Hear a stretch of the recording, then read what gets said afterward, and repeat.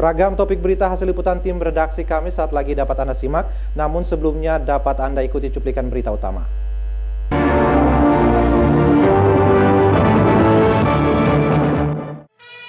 Ratusan rumah warga terendam banjir di Bula. Presiden dipastikan akan membuka sidang Tanwir Muhammadiyah di Kota Ambon. TVRI optimis penggunaan satelit diwujudkan tahun 2017.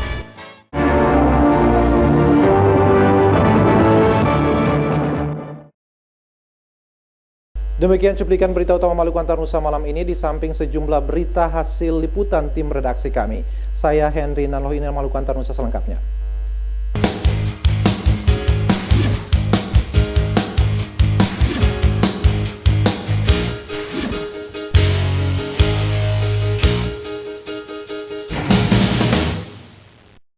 Sejumlah rumah warga rusak dan ratusan lainnya terendam air akibat luapan sejumlah sungai di Kota Bula, Seram bagian timur. Selain itu, ratusan orang terpaksa mengungsi ke lokasi yang lebih aman.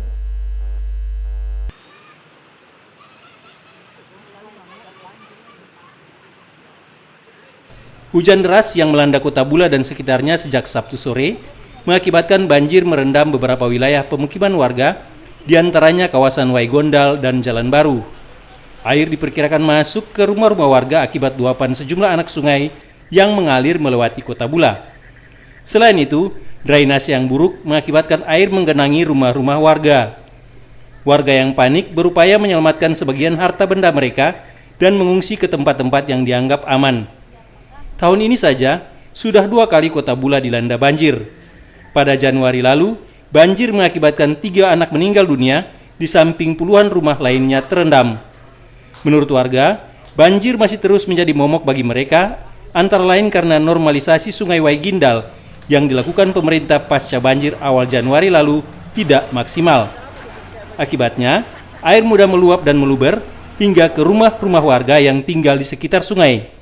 Warga berharap pemerintah kembali melakukan normalisasi sungai agar bencana banjir tidak terjadi lagi.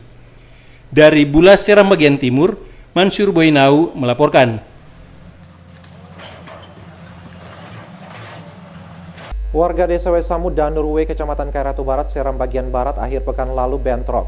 Bentrok antar warga itu dipicu perkelahian antar pelajar beberapa hari sebelumnya. 3 orang luka-luka akibat bentrokan tersebut.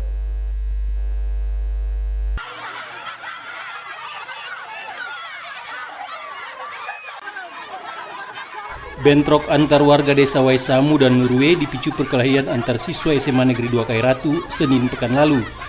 Namun hari Kamis, sejumlah oknum masuk ke sekolah itu dan menghajar sejumlah siswa asal Desa Nurwe. Akibat pemukulan itu, sejumlah siswa mengalami luka-luka. Tidak terima perlakuan tersebut, warga Desa Nurwe menyerang desa tetangganya Waisamu. Bentrok antar warga pun terjadi yang mengakibatkan sejumlah orang mengalami luka-luka. Bentrokan mereda setelah 1 kompi polisi dibantu aparat TNI diturunkan untuk menyekat massa. Polisi juga memeriksa dan menahan sejumlah orang yang diduga sebagai provokator bentrok. Warga Desa Nurwe yang tidak puas dengan kejadian itu mengancam akan kembali menyerang desa tetangganya jika polisi tidak segera menyelesaikan akar permasalahan. Menurut mereka, kejadian pemukulan terhadap pelajar-pelajar asal Desa Nurwe oleh warga Desa Wesamu telah berulang kali terjadi. Namun hingga bentrokan itu, tidak ada satupun penyelesaian yang memuaskan warga Desa Nurwe. Hingga kini, polisi masih terus berjaga-jaga di perbatasan kedua desa untuk mencegah bentrok susulan. Gedung SMA Negeri 2 Kairatu memang terletak di Desa Waisamu yang merupakan satu-satunya SMA di Kecamatan Kairatu Barat. Dari Piru, Seram bagian barat, Wahid Hukul melaporkan. Bapak Ibu warga masyarakat, jangan dulu mengambil langkah-langkah sebelum ada tindakan lanjutan dari Saudara, Presiden Republik Indonesia Joko Widodo dipastikan akan membuka sidang Tanwir Muhammadiyah di Kota Ambon Jumat 24 Februari mendatang. Presiden Republik Indonesia dijadwalkan akan tiba di Ambon pada Kamis malam.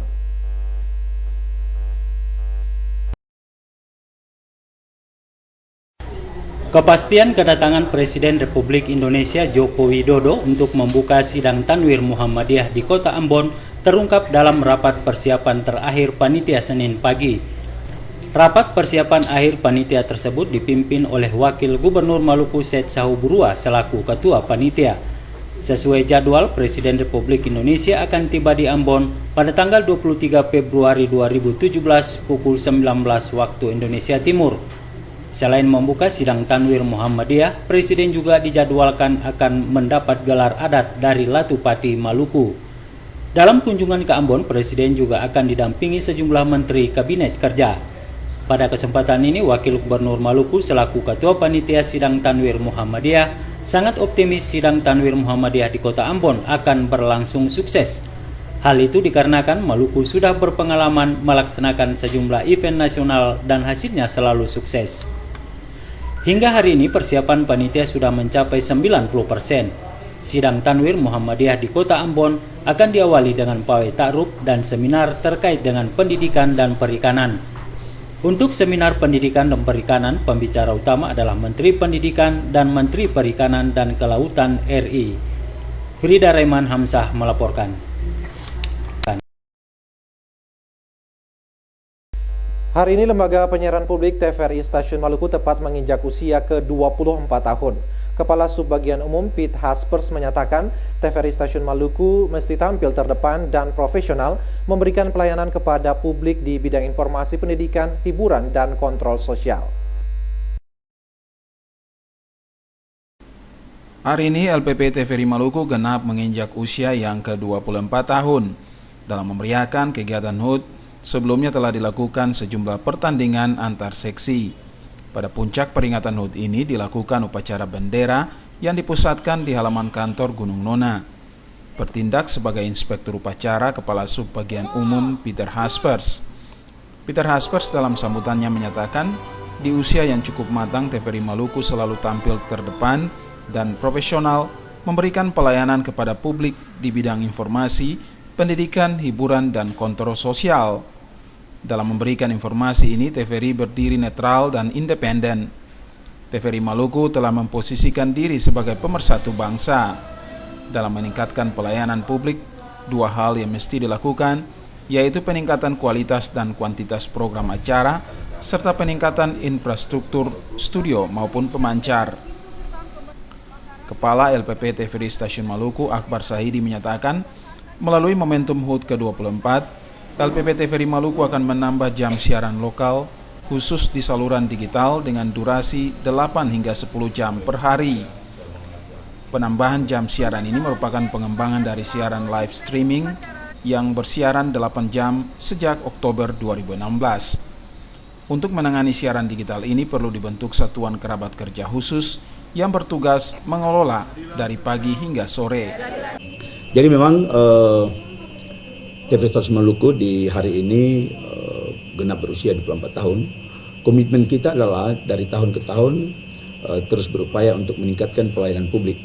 Karena itu sesuai dengan amanah Undang-Undang Penyiaran nomor 32 tahun 2002. Dalam hal ini kita butuh penguatan perangkat, ya, sehingga siaran TVRI Maluku ini tidak hanya jangkauannya di Kota Ambon, tetapi kita harapkan bisa menjangkau ke seluruh rakyat Maluku, karena itu hak dasar dan itu juga amanah undang-undang bahwa warga negara Indonesia harus mendapatkan informasi, ya. Akbar Saidi mengaku publik khusus di Kota Ambon saat ini sudah dapat menyaksikan program acara TVRI melalui dua pemancar baik digital maupun analog. Untuk channel digital terdapat pada frekuensi 27, sedangkan analog yakni pada frekuensi 40 UHF. Sementara memeriahkan HUT ke-24 LPP TVRI Maluku, hari ini dilakukan berbagai lomba, antara lain goyang tobelo dan uji ketangkasan melempar bola. Suasana ceria mewarnai perlombaan yang diikuti oleh 5 seksi di kantor LPP TVRI Maluku. Melkilatus Saule Sarles Bolaman melaporkan.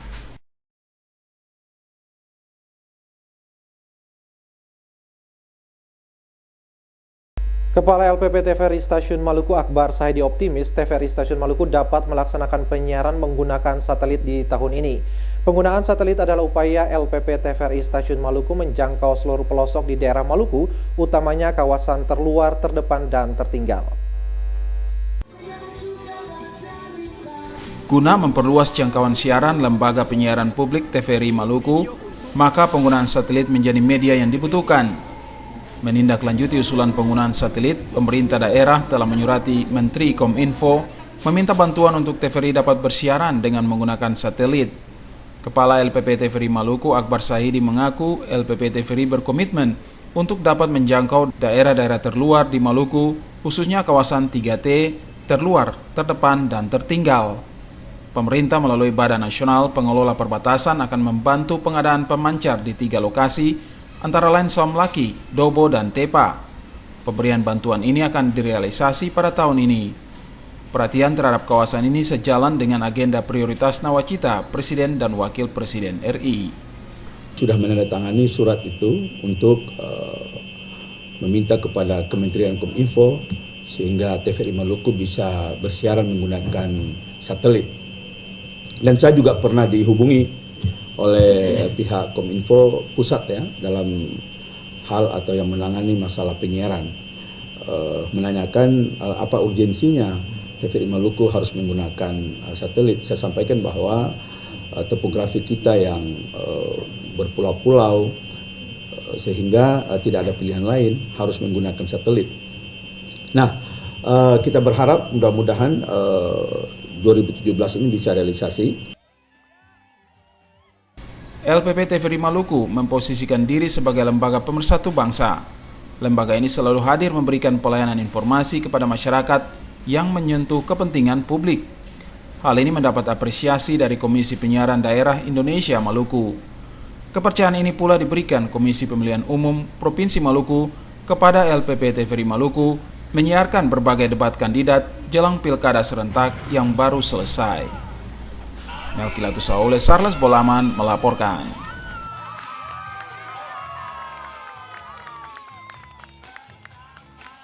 Lembaga Penyiaran Publik TVRI Stasiun Maluku hari ini genap berusia 24 tahun.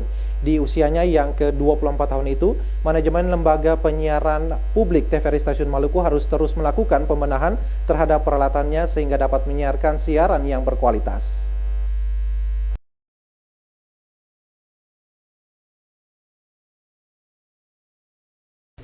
Tanpa terasa, Lembaga Penyiaran Publik LPP TVRI Stasiun Maluku hari ini telah memasuki usia yang ke-24 tahun. Itu berarti lembaga penyiaran publik ini telah bersama-sama dengan masyarakat di daerah ini cukup lama. Berbagai informasi pembangunan yang dilakukan pemerintah maupun swasta telah disampaikan secara baik kepada masyarakat di daerah ini. Hanya saja dalam melakukan penyiaran, lembaga penyiaran publik ini harus melakukan pembenahan terhadap peralatan agar audio video yang dihasilkan dapat berkualitas.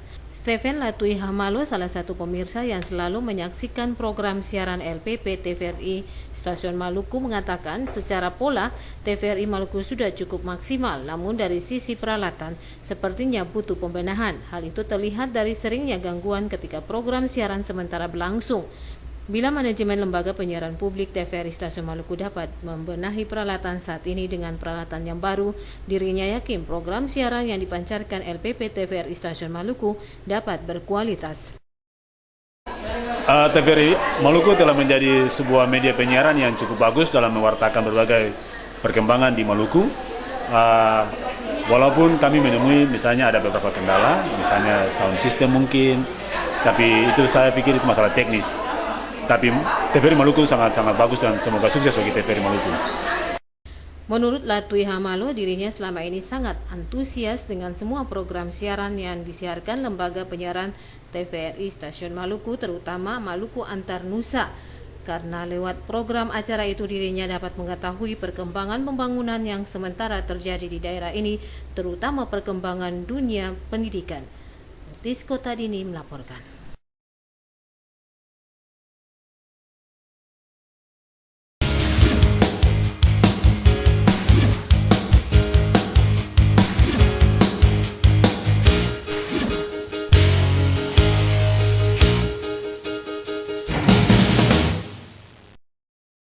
Beralih ke berita lainnya, Saudara, pasca Pilkada, calon wali kota Ambon Richard Lohena Pesi menyampaikan terima kasih kepada masyarakat Ambon yang telah memilih Paparisa Baru sehingga tampil sebagai peraih suara terbanyak versi hitung cepat. Kemenangan Paparisa Baru, kata Lohena Pesi, merupakan amanah dari masyarakat Ambon untuk melayani warga kota Ambon. Assalamualaikum warahmatullahi wabarakatuh. Salam sejahtera Shalom kepada seluruh rakyat dan masyarakat Kota Ambon yang saya cintai. Tanggal 15 Februari kemarin, rakyat dan masyarakat Kota Ambon telah melaksanakan sebuah pesta demokrasi yang luar biasa. Karena ini sebuah pesta politik, jadi rakyat betul-betul merayakannya dengan penuh sukacita. Atas sikap dan perilaku politik rakyat dan masyarakat Kota Ambon, selaku Wali Kota Ambon terpilih, saya patut memberikan apresiasi yang tinggi dan rasa hormat yang betul-betul ikhlas kepada seluruh rakyat dan masyarakat Ambon yang telah menggunakan hak pilihnya dengan penuh rasa tanggung jawab. Bukan itu saja, tetapi rakyat juga telah menunjukkan sebuah tingkat kedewasaan politik yang sangat luar biasa. Tingkat kedewasaan politik bagi Kota Ambon ini patut menjadi contoh buat kegiatan-kegiatan politik di kota-kota lain, bahkan di provinsi-provinsi lain. Selaku Wali Kota terpilih, saya menyampaikan terima kasih banyak kepada seluruh rakyat yang telah memberikan hak politiknya dan teristimewa kepada mereka yang telah memberikan kepercayaan kepada saya selaku Wali Kota dan Pak Sarif Adler sebagai Wakil Wali Kota untuk 2017-2022. Sebagaimana dalam setiap kampanye selalu kita katakan bahwa menjadi Wali Kota Ambon bukan tujuan, menjadi Wakil Wali Kota Ambon bukan tujuan, tetapi ini pilihan kita untuk menjadi Wali Kota dan Wakil Wali Kota. Karena ini sebuah pilihan, maka kita akan mempersiapkan diri secara baik untuk melayani kota ini, melayani rakyat ini. Sebuah kebanggaan yang patut diberikan apresiasi kepada Pak Poli dan kepada Pak Sam yang secara jantan, penuh tanggung jawab juga telah mengakui kepercayaan yang diberikan oleh rakyat Kota Ambon kepada saya dan Pak Sarif. Saya rasa ini contoh yang baik dalam sebuah proses pendidikan politik bagi rakyat dan masyarakat. Nah, saudara-saudara, masyarakat Kota Ambon, marilah kita belajar dari sebuah pendidikan politik yang begini baik. Kita boleh berbeda, tapi untuk Ambon tetap kita harus satu, tidak boleh berbeda. Hanya dengan kesatuan, Ambon akan bisa lebih baik lagi daripada hari ini. Saya juga mohon maaf kepada seluruh rakyat dan semua pihak apabila dalam kegiatan-kegiatan kampanye maupun persiapan pilkada ada hal-hal yang menyakiti perasaan rakyat ataupun juga siapapun juga. Kepada aparat keamanan, saya menyampaikan terima kasih banyak kepada TNI Polri yang telah bekerja keras buat kita. Kesempatan ini juga saya mau sampaikan terima kasih banyak kepada partai pengusung dan partai pendukung kita. Partai Golkar, Partai Nasdem, Partai P3, dan yang terakhir Partai Perindo. Dukungan daripada partai-partai ini merupakan sebuah edukasi politik yang luar biasa bagi rakyat dan masyarakat kita ke depan. Karena yang paling besar dan utama itu adalah hati rakyat. Mari kita andalkan Tuhan untuk membangun kota ini kembali. Tuhan menyertai kita. Wassalamualaikum warahmatullahi wabarakatuh. Shalom.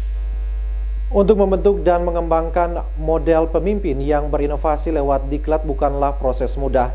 Beberapa hal yang menjadi tantangan bagi penyelenggara diklat diantaranya adalah mengubah pola pikir para pengelola dan pengajar.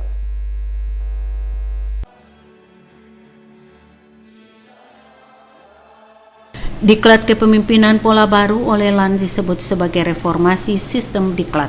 Fokus pola baru ini adalah pembentukan karakter birokrat yang profesional yang mampu menginternalisasikan nilai-nilai dasar aparatur sipil negara dan tatanan etika publik.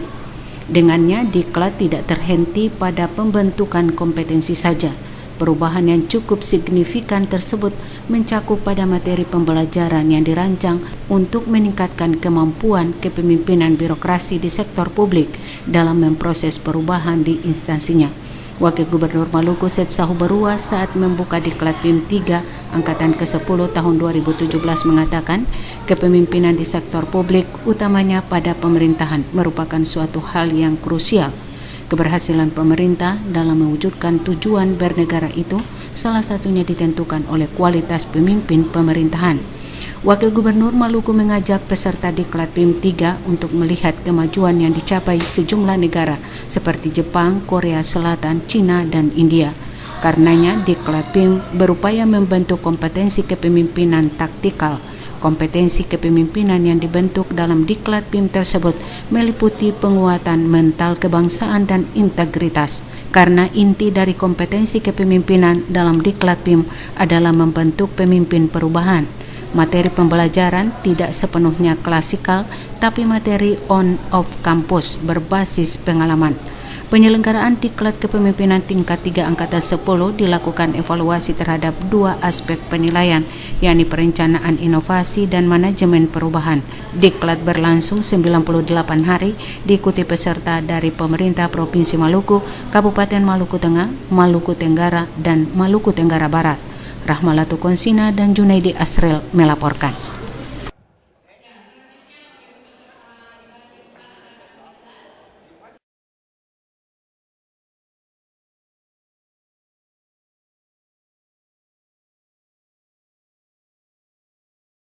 Sidang jemaat merupakan ujian kesetiaan umat terhadap janji Tuhan. Hal itu terungkap pada persidangan ke-32 Jemaat GPM Sohoru di Gedung Gereja Lahai Roi Hatio Besar.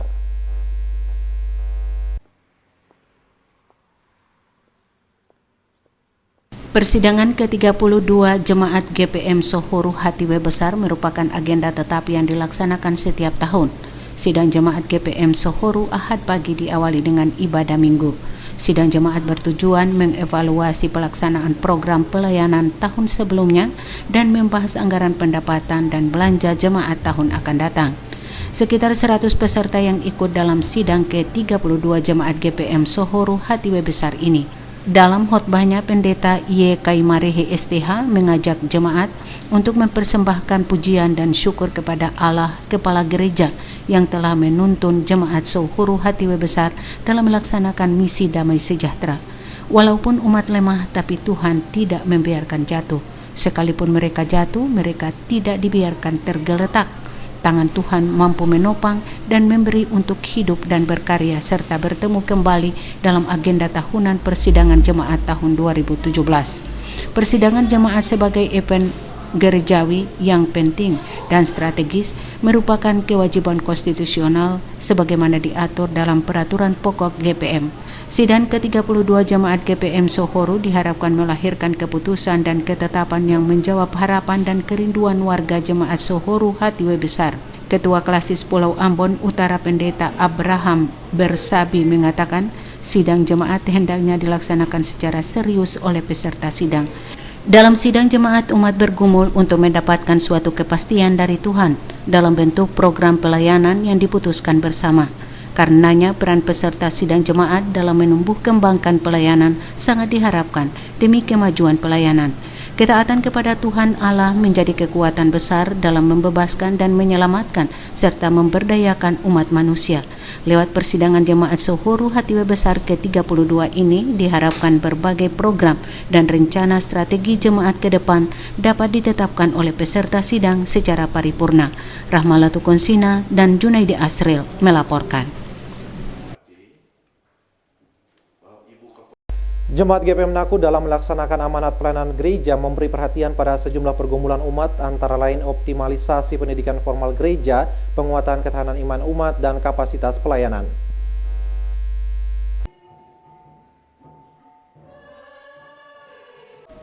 Ketua Majelis Jemaat GPM Naku, Pendeta Nona M. Patipe Lohi menyatakan keberhasilan pelayanan dicapai selama setahun karena campur tangan Tuhan. Pelayan hanyalah alat yang dipakai Tuhan, Sang Pemilik Gereja, untuk menyatakan misinya di tengah dunia. Sang Pemilik Gereja, Yesus Kristus, terus bekerja melalui Roh Kudus, menuntun tugas dan kesaksian pelayanan gerejanya. Hal ini disampaikan Ketua Majelis Jemaat dalam pidatonya pada pembukaan persidangan Ahad pagi. Dalam keyakinan ini, Jemaat GPM Naku yang melaksanakan amanat pelayanan gereja memberi perhatian pada 7 poin prioritas yang menjadi pergumulan dalam persidangan jemaat. Poin-poin ini antara lain mengoptimalkan pendidikan formal gereja, pemantapan ibadah binakal, ketahanan iman umat, dan penguatan kapasitas pelayan.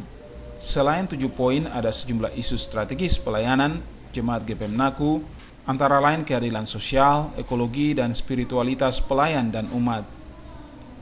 Majelis Pekerja Klasis Pulau Ambon Timur Penatua S. Tubalawoni menyatakan, persidangan jemaat merupakan kesempatan mengevaluasi sejauh mana tugas dan tanggung jawab pelayanan telah dilakukan dengan baik.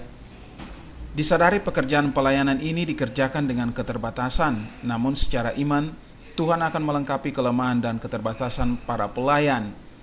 Keadilan sosial dan ekologis mesti mendapat perhatian yang kuat dalam persidangan ini. Perhatian terhadap orang miskin, janda, duda, serta yatim piatu yang hidupnya terbatas, dan upaya pelestarian terhadap lingkungan. MPK berharap isu-isu ini terus digumuli secara sungguh-sungguh dalam persidangan kali ini. Sejak sidang Sinode tahun 2005, GPM secara tegas telah menyatakan perubahan paradigma bergereja dari penguatan institusi ke penguatan umat. Namun hingga saat ini belum tampak secara baik dalam praktek bergereja. Hal ini mesti dilakukan secara sadar dan terencana, serta dilandasi pada kekuatan Roh Kudus dan Kristus sebagai kepala gereja. Cak Tamaela melaporkan.